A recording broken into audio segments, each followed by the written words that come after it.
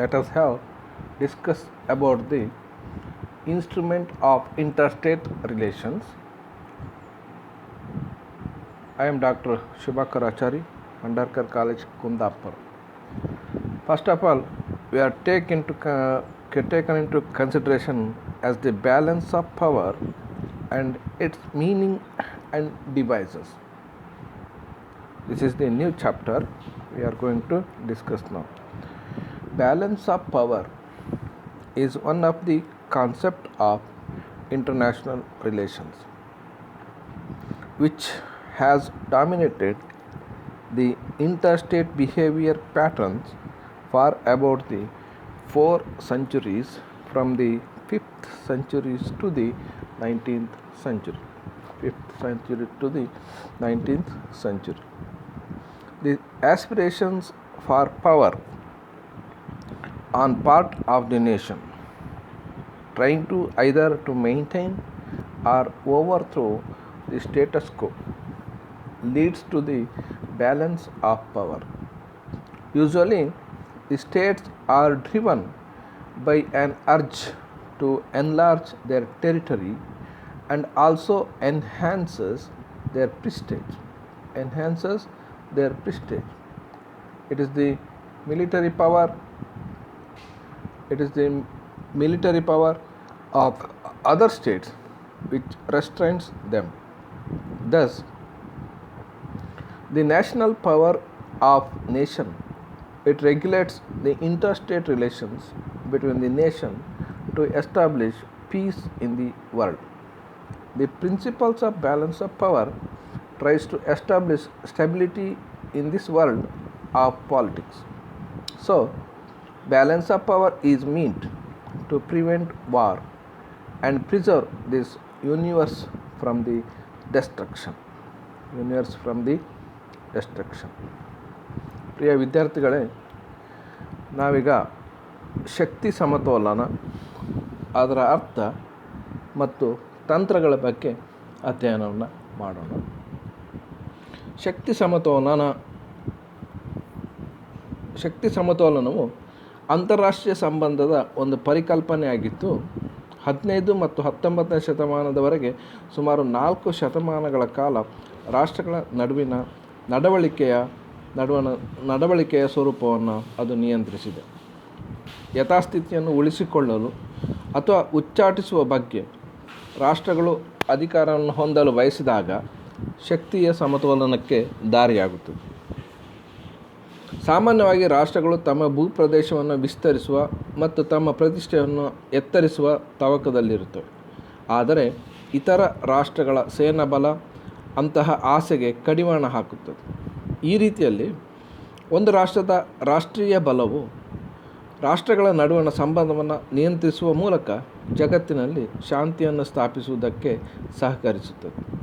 ಶಕ್ತಿ ಸಮತೋಲನದ ತತ್ವವು ರಾಜಕೀಯದ ಈ ಜಗತ್ತಿನಲ್ಲಿ ಭದ್ರತೆಯನ್ನು ಸ್ಥಾಪಿಸಲು ಯತ್ನಿಸುತ್ತದೆ.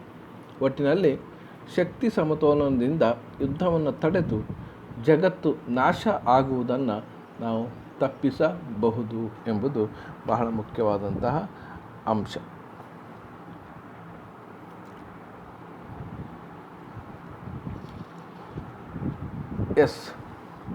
Origin of balance of power.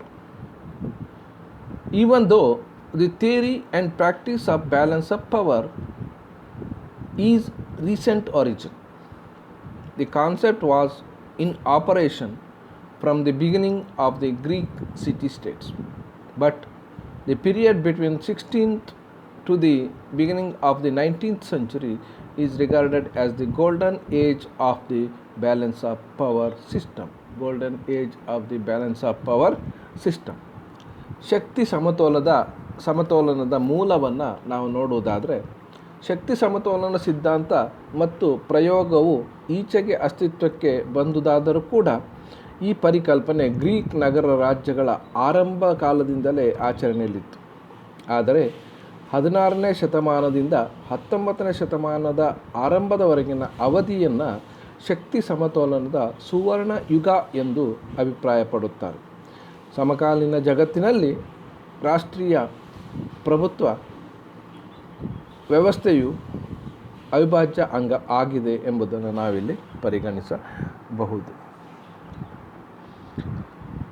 Meaning and definition of the balance of the power. The term balance of power has been used in so many different ways.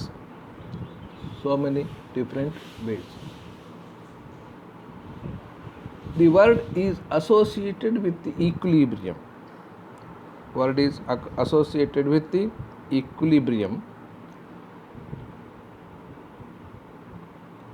Of type of represented by the pair of two scales of the balance is achieved when the weight is of the scales are equal.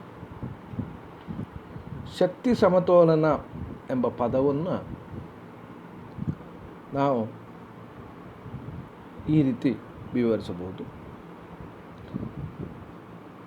ಈ ಪದವು ತಕ್ಕಡಿಯಲ್ಲಿ ಕಂಡುಬರುವ ಸಮತೂಕದೊಂದಿಗೆ ಹೋಲಿಕೆಯನ್ನು ಹೊಂದಿದೆ. ತಕ್ಕಡಿಯ ಎರಡೂ ಭಾಗದ ತೂಕಗಳು ಸಮನಾಗಿದ್ದಾಗ ಮಾತ್ರ ಸಮತೋಲನ ಸಾಧ್ಯವಾಗುತ್ತದೆ ಎಂಬುದು ಇದರ ಅರ್ಥ. Let we have discussed with the definition. First of all, according to Marcianto,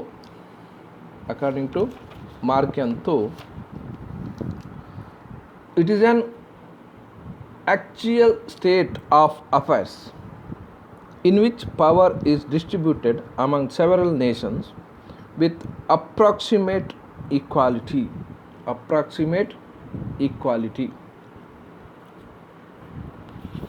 ನಾವೀಗ ವ್ಯಾಖ್ಯೆ ಬಗ್ಗೆ ತಿಳಿಯುವುದಾದರೆ, ಮಾರ್ಕಿಯಂತೋರವರು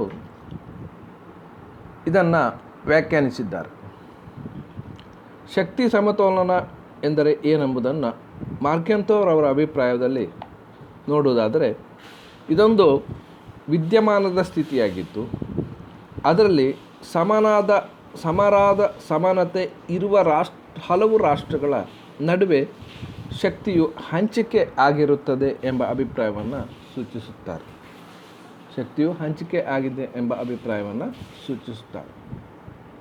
According to Hartman, the balance of power may be described as a system in the sense that one power block leads to the emergence of the other, and it ultimately leads to the network of the alliances.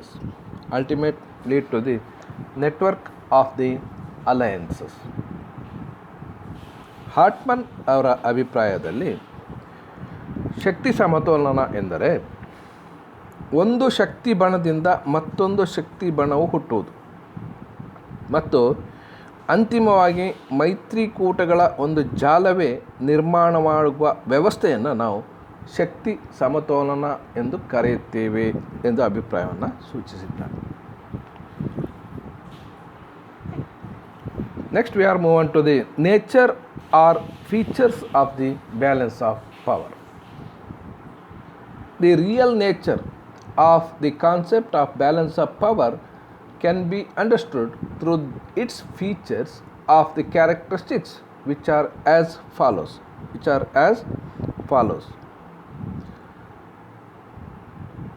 ಶಕ್ತಿ ಸಮತೋಲನದ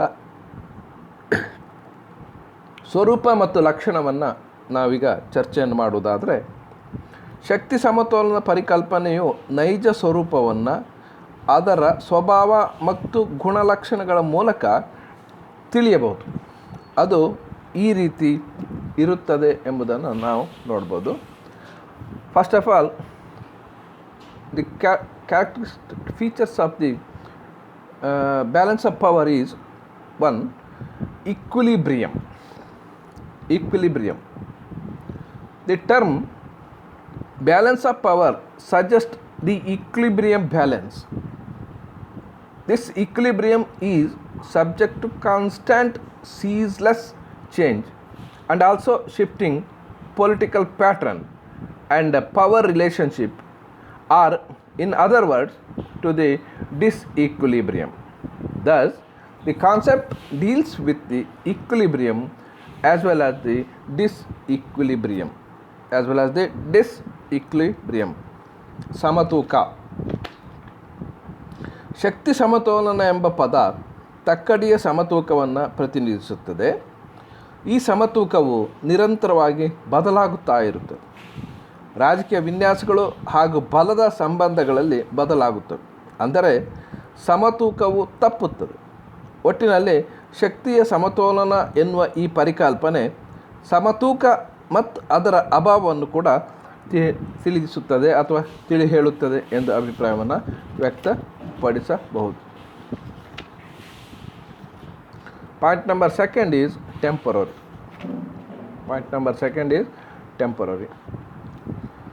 Balance of power system have proved to be unstable and temporary. It has not lasted in the same existing for a long period, as the very nature of the balance of power is temporary. ಇದು ತಾತ್ಕಾಲಿಕವಾದಂತಹ ಲಕ್ಷಣವನ್ನು ಪಡೆದಿದೆ. ಸಮತೋಲನದ ವ್ಯವಸ್ಥೆಗಳು ಅಸ್ಥಿರ ಹಾಗೂ ತಾತ್ಕಾಲಿಕವಾಗಿರುತ್ತದೆ ಎನ್ನುವುದು ಸಾಬೀತಾಗಿದೆ. ಅದು ತನ್ನ ಯಾವುದೇ ಒಂದು ಸ್ವರೂಪದಲ್ಲಿ ಹೆಚ್ಚು ಕಾಲ ಹಾಗೆಯೇ ನಿಲ್ಲುವುದಿಲ್ಲ, ಏಕೆಂದರೆ ಈ ಸಮತೋಲನದ ಸ್ವಭಾವವು ಸಂಪೂರ್ಣ ತಾತ್ಕಾಲಿಕವಾದಂತಹ ಪ್ರಕ್ರಿಯೆಯಾಗಿರುತ್ತದೆ ಎಂಬುದನ್ನು ನಾವು ಮನಗಾಣಬೇಕಾಗುತ್ತದೆ. Point number 3, it is diplomatic contrivance. According to Nicholas J. Spykman, balance of power is achieved through the active intervention of the man. Thus, it is not God-gifted, but a diplomatic contrivance in which states are even willing to go to the war to preserve the balances. ಅದೊಂದು ರಾಜತಾಂತ್ರಿಕ ತಂತ್ರ. Nicolas J ಸ್ಪೈಕ್ಮನ್ ರವರ ಪ್ರಕಾರ ಮಾನವ ಸಕ್ರಿಯ ಮಧ್ಯಪ್ರವೇಶದ ಮೂಲಕ ಶಕ್ತಿ ಸಮತೋಲನವನ್ನು ಸಾಧಿಸಲಾಗುತ್ತದೆ. ಆದ್ದರಿಂದ ಇದೇನು ದೈವದತ್ತವಾದದ್ದಲ್ಲ, ಬದಲಾಗಿ ರಾಜತಂತ್ರದ ಒಂದು ತಂತ್ರ ಅಥವಾ ಪ್ರಕ್ರಿಯೆಯಾಗಿದ್ದು, ಕೆಲವೊಮ್ಮೆ ಸಮತೋಲನವನ್ನು ಸಾಧಿಸುವುದಕ್ಕಾಗಿ ರಾಷ್ಟ್ರಗಳು ಯುದ್ಧ ಮಾಡಲು ಕೂಡ ಮುಂದಾಗಬೇಕಾದಂತಹ ಪರಿಸ್ಥಿತಿ ಇರುತ್ತದೆ ಎಂಬುದನ್ನು ವಿವರಿಸಿದ್ದಾನೆ. Point number 4, it tends to favor of status quo. Usually the balance of power tends to favor the status quo, but such policy is doomed to failure.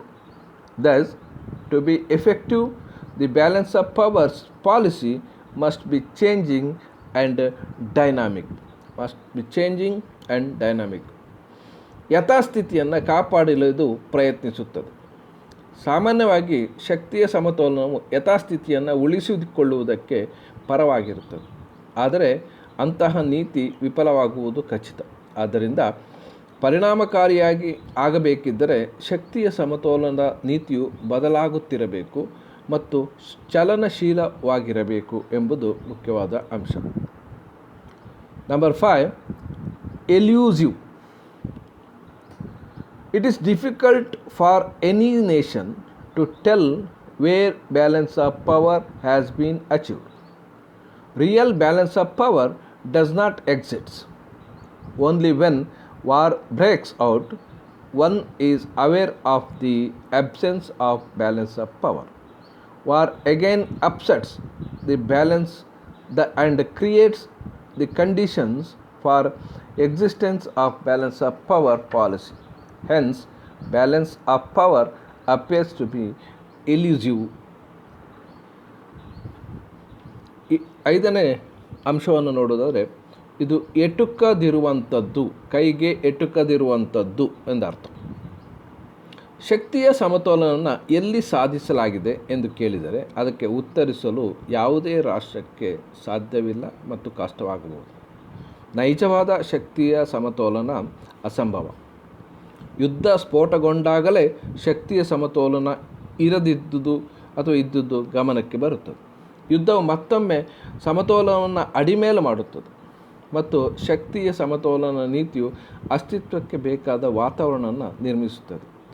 ಈ ರೀತಿಯಲ್ಲಿ ಶಕ್ತಿ ಸಮತೋಲನ ಕೈಗೆ ಎಟುಕದಿರುವಂತಹ ಒಂದು ಪರಿಕಲ್ಪನೆ ಆಗಿದೆ ಎಂಬುದನ್ನು ನಾವು ಮನಗಾಣಬಹುದು. Point number 6. It has subjective and objective approach. Subjective and objective approach. One of the important characteristics of the balance of power is that it offers both objective and subjective approach. For instance, historian will say that there is balance of power when opposing groups seems to be equal in power. The statesman, on the other hand, will say that there is balance when he thinks that his side is stronger than the others. Thus, most of the states are interested in balance of power only if it is in favor and are not exactly bothered about the equilibrium. The reality is that each state plays a game of the power not to balance but to imbalance power to benefit their national interest.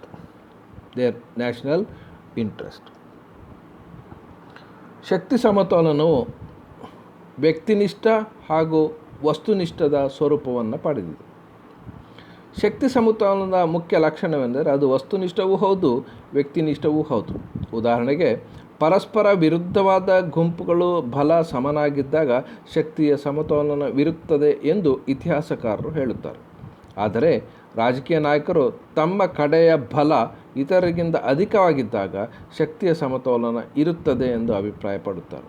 ಈ ರೀತಿಯಲ್ಲಿ ಹೆಚ್ಚಿನ ರಾಷ್ಟ್ರಗಳು ತಮ್ಮ ಪರವಾಗಿ ಇರುವುದನ್ನು ಬಯಸುತ್ತವೆಯೇ ವಿನಃ ನೈಜವಾದ ಸಮತೂಕವನ್ನು ಅಲ್ಲ. ವಾಸ್ತವವೆಂದರೆ ಪ್ರತಿಯೊಂದು ರಾಷ್ಟ್ರ ತನ್ನ ರಾಷ್ಟ್ರೀಯ ಹಿತಾಸಕ್ತಿಗೆ ಅನುಕೂಲವಾಗುವಂತೆ ಶಕ್ತಿಯ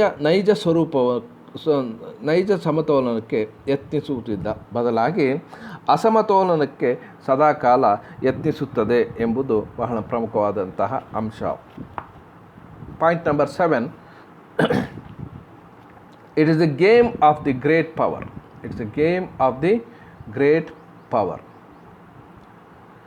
Usually, the small powers are often the victims of the balance of power than the benefactors. Balance of power is the game played by great states to increase their hegemony. However, collectively, small powers can exert influence upon even the most powerful states. For example, the Arab League. ಇದು ಮಹಾನ್ ರಾಷ್ಟ್ರಗಳ ಆಟ. It's A game of great powers. ಸಾಮಾನ್ಯವಾಗಿ ಶಕ್ತಿ ಸಮತೋಲನದಿಂದ ಸಣ್ಣ ರಾಷ್ಟ್ರಗಳಿಗೆ ಪ್ರಯೋಜನವಾಗುವ ಬದಲು ಅವು ಬಲಿಪಶುಗಳು ಆಗುವುದೇ ಹೆಚ್ಚು. ದೊಡ್ಡ ರಾಷ್ಟ್ರಗಳು ತಮ್ಮ ಯಜಮಾನಿಕೆಯನ್ನು ಬಲಪಡಿಸುವುದಕ್ಕಾಗಿ ಶಕ್ತಿ ಸಮತೋಲನದ ಆಟವನ್ನು ಆಡುತ್ತವೆ. ಆದರೆ ಸಣ್ಣ ರಾಷ್ಟ್ರಗಳು ಅತ್ಯಂತ ಬಲಿಷ್ಠ ರಾಷ್ಟ್ರಗಳನ್ನು ಕೂಡ ಮಣಿಸಬಹುದು. ಸಣ್ಣ ರಾಷ್ಟ್ರಗಳು ಒಟ್ಟಾದರೆ ಅತ್ಯಂತ ಬಲಿಷ್ಠ ರಾಷ್ಟ್ರಗಳನ್ನು ಕೂಡ ಮಣಿಸಬಹುದು ಎಂಬುದು ಇತಿಹಾಸದಿಂದ ಸ್ಪಷ್ಟವಾಗಿದೆ. ಉದಾಹರಣೆಗೆ ಅರಬ್ ಲೀಗ್ ಇದಕ್ಕೊಂದು ಉತ್ತಮ ಜ್ವಲಂತ ಉದಾಹರಣೆ. Next, point number 8 is concept of balancer.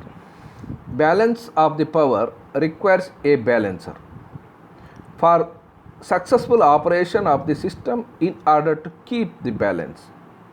Balance of power is a dangerous game even for great powers, as the risk and great and the outcome is always uncertain.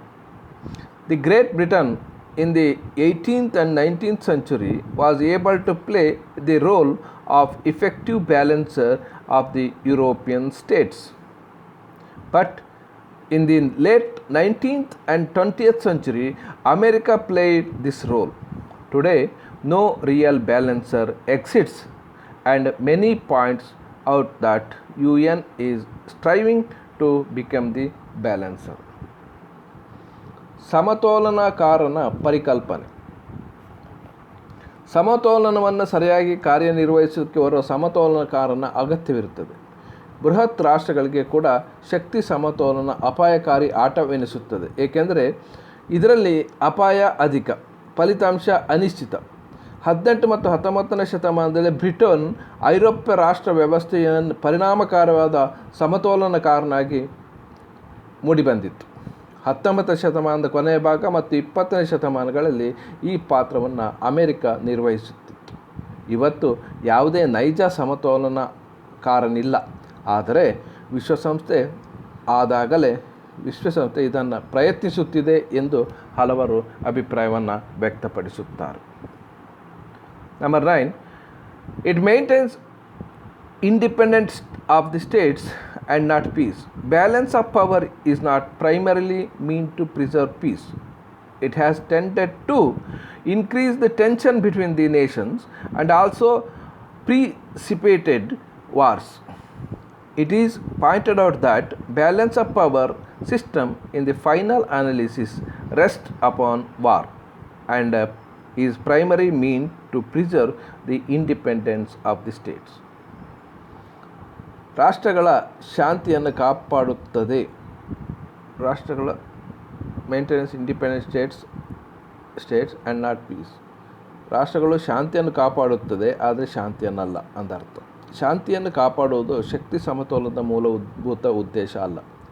ಒಂದು ರಾಷ್ಟ್ರಗಳ ನಡುವಿನ ಮನಸ್ತಾಪವನ್ನು ಹೆಚ್ಚಿಸುವ ಮತ್ತು ಯುದ್ಧವನ್ನು ಪ್ರಚೋದಿಸುವ ಸಾಧ್ಯತೆ ಇರುತ್ತದೆ. ಅಂತಿಮವಾಗಿ ಶಕ್ತಿಯು ಸಮತೋಲನವು ಯುದ್ಧವನ್ನೇ ಅವಲಂಬಿಸಿರುತ್ತದೆ ಮತ್ತು ಮೂಲಭೂತವಾಗಿ ರಾಷ್ಟ್ರಗಳ ಸ್ವಾತಂತ್ರ್ಯದ ಸಂರಕ್ಷಣೆ ಇದರ ಉದ್ದೇಶವಾಗಿರುತ್ತದೆ.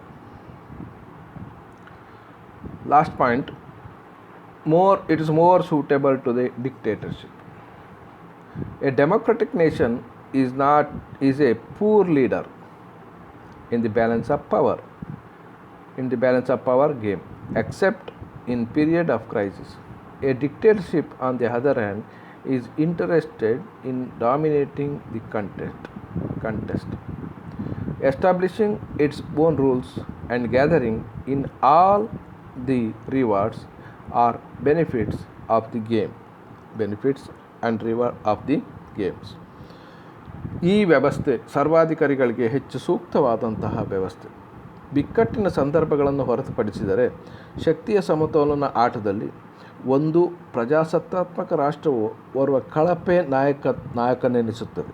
ಇದಕ್ಕೆ ಭಿನ್ನವಾಗಿ ಸರ್ವಾಧಿಕಾರಿಗಳು ಸ್ಪರ್ಧೆಯಲ್ಲಿ ಮೇಲುಗೈ ಸಾಧಿಸಲು ಯತ್ನಿಸುತ್ತಾರೆ. ತಮ್ಮದೇ ನಿಯಮಗಳನ್ನು ರೂಪಿಸಿಕೊಂಡು ಈ ಆಟದ ಎಲ್ಲ ಲಾಭಗಳನ್ನು ಕಬಳಿಸಲು ಪ್ರಯತ್ನಿಸುತ್ತಾರೆ ಎಂಬುದು ಬಹಳ ಪ್ರಮುಖವಾದಂತಹ ಅಂಶ.